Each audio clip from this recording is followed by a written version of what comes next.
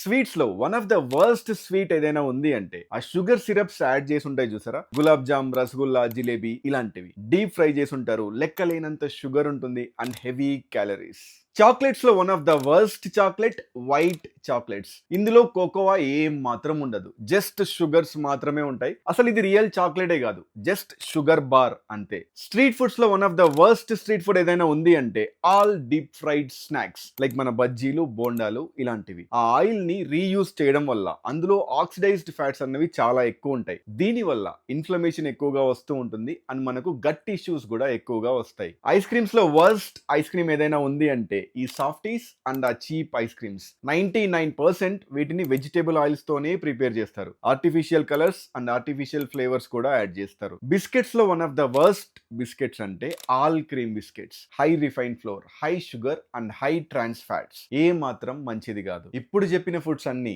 మీరు life long avoid చేయండి అని నేను చెప్పట్లేదు, జస్ట్ ఫ్రీక్వెంట్ గా మాత్రం తినకండి, లేదంటే డయాబెటీస్ వంటి ఇష్యూస్ ని ఫేస్ చేయాల్సి ఉంటుంది. Hope this helps.